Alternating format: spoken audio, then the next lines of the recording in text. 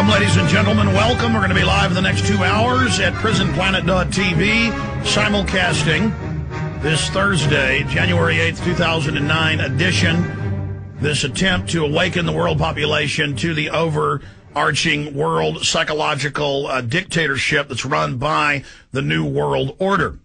And for the next hour and a half, we're honored to be joined by one of the most sought-after speakers on radio and in person, filmmaker, best-selling author, David Icke, also championship goalie in his own right. Of course, BBC News presenter before his startling Saul on the road to Damascus transformation, literally being knocked off his horse with a revelation. And in the last 15, 16, 17 years, he has spoken to millions of people around the world, and we're honored to have him again for the next hour and a half to talk about the current world economic crisis being engineered and how this is really going to force an even faster awakening to this tyranny. So, David Icke, it is great to have you joining us here from England. Thank you, Alex. This is a short segment, but what are some of the things you want to discuss and go over today?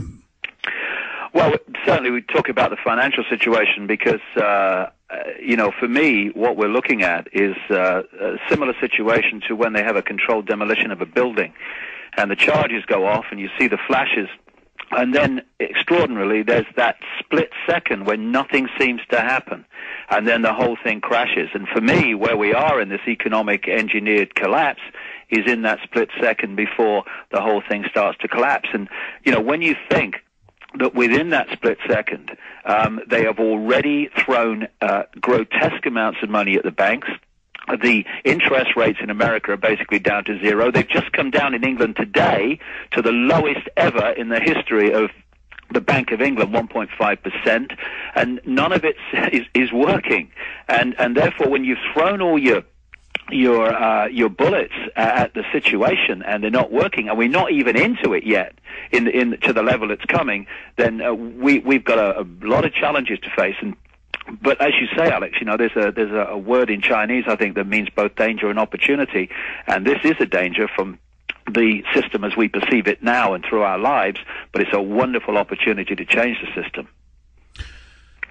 In the time we have left in this first segment, I want to get your response, since the last time we had you on, to, it's got to be more than 400 articles I've seen. If you Google the term New World Order and put it into the news section, not web, but news, the last time I checked, it was 4,600 news articles, but I only, over the last few months, have read, I know it's more than 300. It's 10 or 15 a day I see without looking. Financial Times of London, Wall Street Journal, Der Spiegel, all the major publications of record of the establishment, the Bilderberg, run of their editor-in-chief, of course, is Bilderberg, Mr. Wolf.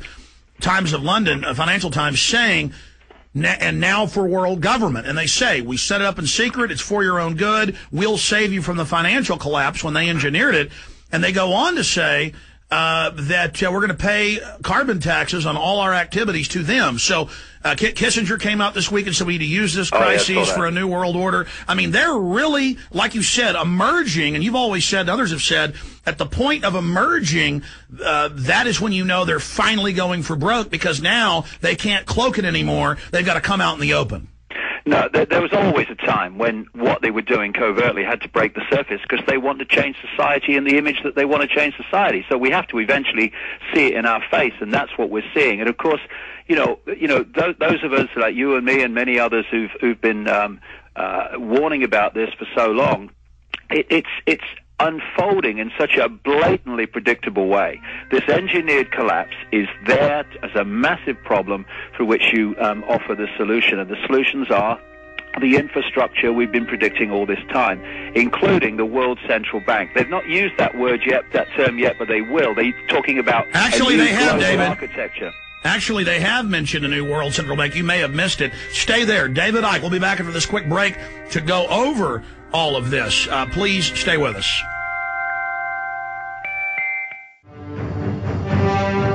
We are live, blasting out on the AM and FM dial, simulcasting on global shortwave, the internet at Infowars.com and PrisonPlanet.com, and streaming live at PrisonPlanet.tv. Don't forget the free podcast you can go sign up for free at Infowars.com on the listen page.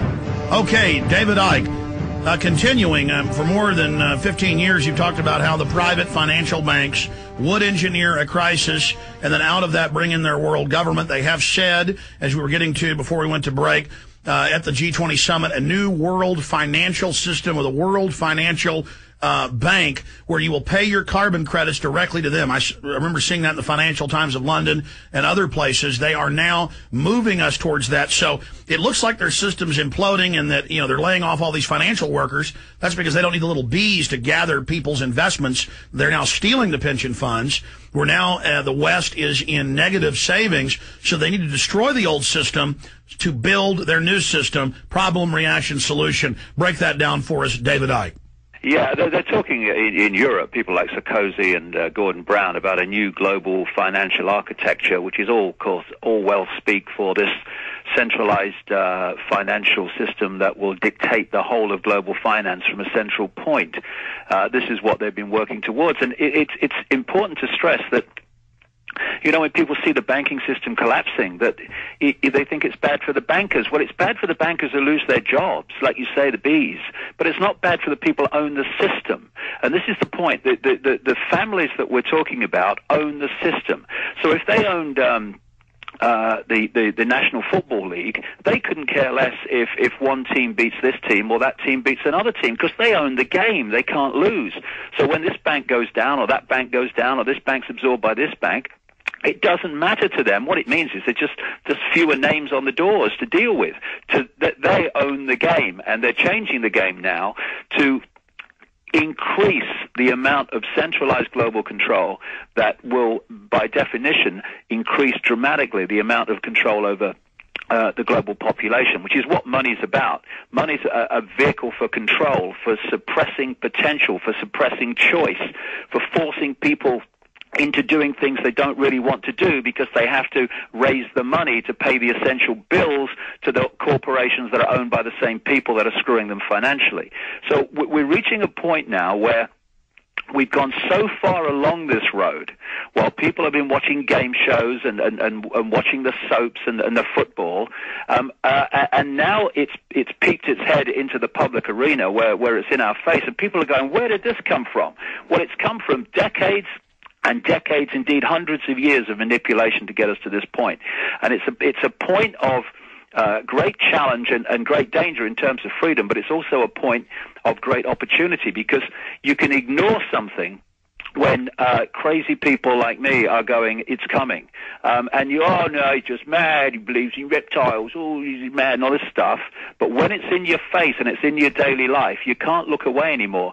And I'm sure you're finding the same, Alex, that more and more people who were ignoring it before are now going, hold on a second, what can we do about this? So we're moving into a stage where we can actually, those that are challenging this tyranny, this global fascism, where we can actually go to a stage of starting to do something about it rather than just talk about it. Okay, David, while you were talking, I went into Google and Googled World Central Bank and found hundreds of articles. Here is Newsweek, why we need a Bank of the World. The financial crisis is global and only International Central Bank can deal with it. Now, already under the IMF, World Bank, Exim Bank, in their own documents, they admit they already are the World Central Bank, but under this, they will set interest rates globally.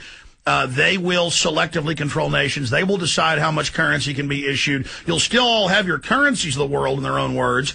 It will just all be regulated and controlled by them, kind of like the national ID card in the U.S. It's the states administering it, but the feds set it up and control the computer systems. So it's really a national ID card tied into a world ID database, but the public thinks it's a driver's license when it's really the real ID. But there is Newsweek for anyone that doubts this, and I could sit here showing people hundreds of these where they are saying not just that they're setting up a world central bank, but that you will pay your taxes on every activity you are involved in on your carbon footprint to them.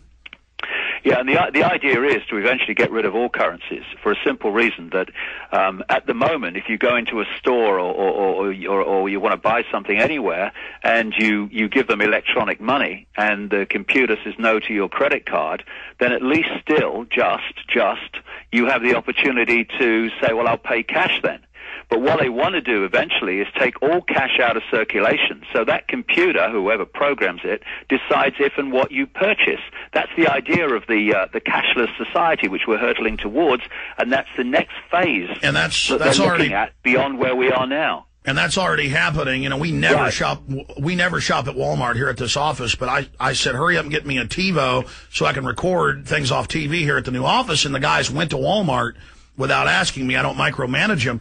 And my guy called, and because he had a debt, not an unpaid check, but because he had a debt that he hadn't paid, now the credit scores tied in with Walmart and other big stores, they wouldn't let him use that company check because he had bad credit. So we're already going into that system where I see him carding 75-year-old men buying cigarettes or beer at the store now, and the corporations admit they're getting us ready to have to show ID to buy and sell, and they're going to have a new world and local sales tax that will also have a database of everything you buy, sell, and do in the name of administering the sales tax.